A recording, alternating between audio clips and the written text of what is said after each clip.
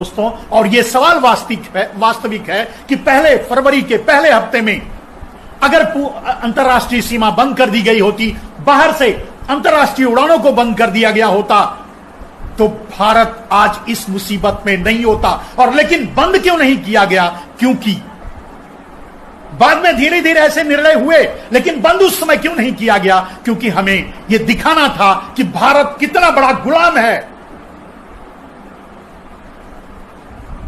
आपका चौकीदार, अमेरिका की चौकीदारी करते हुए अमेरिका को यह बताना चाहता था कि आप हमारे लिए कितने अहम हैं और हम आपके लिए अपने देश की 1 करोड़ जनता को साष्टांग दंडवत करवाएंगे, आपका हम स्वागत करेंगे आपका, और उस स्वागत के लिए हम अपने पूरे भारतवासियों की बलि भी दे सकते हैं।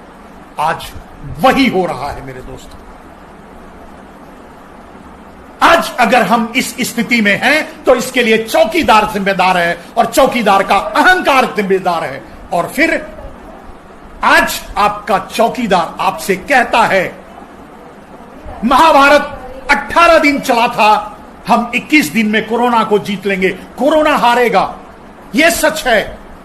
लेकिन आपके अहंकार ने भारत में न जाने कितनी जाने लेगा,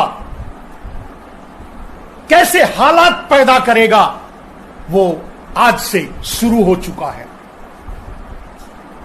मैं उन 25-30% लोगों की बात नहीं करता जिनके पास खाने के लिए, रहने के लिए घर है। मैं उन 30% लोगों की बात आज भी कर रहा हूं मेरे दोस्तों, जिनके पास न खाने के लिए है, न रहने के लिए है, कुछ नहीं है।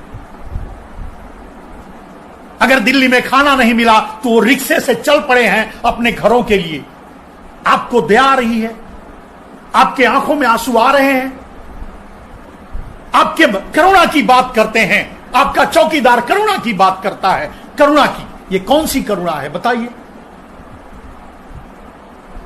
या तो उन्हें वो सुविधा दी जाती जहां है वहां रहने के लिए, और या तो उन्हें उनके घर तक भेज दिया जाता, कम से कम जिए या मरे वो अपने घर पहुंच जाते। क्यों हम अपने ही लोगों को अपने घरों तक पहुंचने नहीं दे रहे हैं? आप सोच के देखिए मेरे दोस्तों, आप भी शहरों में होंगे, आपके परिवार कहीं कहीं होंगे, हमारे भी आधे परिवार गांव में हैं, आज हम यहां हैं।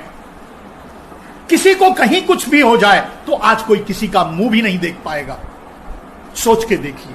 मेरा सवाल बस इतना ही है मेरे दोस्तों, इस स्थिति से बचा जा सकता था। यह दिन नहीं आता अगर आपका चौकीदार ट्रंप का स्वागत नहीं करता। मात्र ट्रंप के स्वागत के लिए ही आपके चौकीदार ने 24 फरवरी तक अंतर्राष्ट्रीय सीमाएं खोलकर रखा था, और अहंकार में डूबा आपका चौकीदार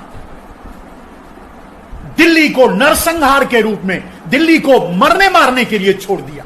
यह वही अहंकार था जिस महाभारत की जिक्र आज आपके चौकीदार ने किया। उसी महाभारत का उदाहरण है कि एक दुर्योधन के अहंकार ने 18 दिन तक कुरुक्षेत्र में लाशों से पाट दिया गया था, लाशों से पट पड़ा था। क्या भारत ऐसे ही एक दुर्योधन के अहंकार को झेलने जा रहा है? अगर हम मूल्यों की बात, मानवीय मूल्यों की बात करते हैं तो अतिथि देवो भव की बात करते हैं, वसुधैव कुटुंबकम की बात करते हैं। हम अपने ही शरण में, अपने ही घर में, अपने ही देश में रहने वाले को अगर हम कैद करके रखते हैं, अगर हम सैनिटाइज करके रखते हैं, अगर हम डिटेंशन सेंटर में डाल देते हैं कुछ लाख लोगों को, उनकी वेदना कहां जाएगी, उनका दर्द कहां जाएगा, उनकी हाय कहां जाएगी? उस बात को अपने चौकीदार को बताइए। यह गलत है। मैं किसी को हिंदू मुसलमान नहीं मानता, मैं किसी को सिख ईसाई नहीं मानता, मैं किसी को नहीं मानता, मैं सिर्फ इंसान मानता हूं। मैं इंसान हूं,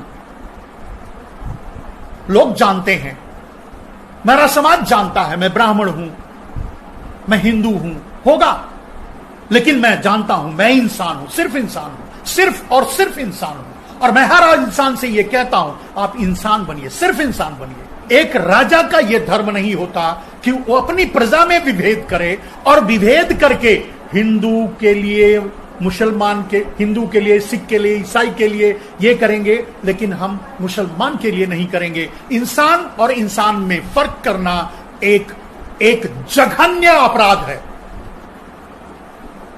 एक इंसान ये कर सकता है, आम आदमी एक हिंदू एक मुसलमान से लड़ भी सकता है, एक पड़ोसी अपने पड़ोसी से लड़ भी जाता है, लड़ता है फिर एक होता है, बहुत सी बातें आती है, लेकिन एक राजा का यह धर्म नहीं होता मेरे दोस्तों कि वो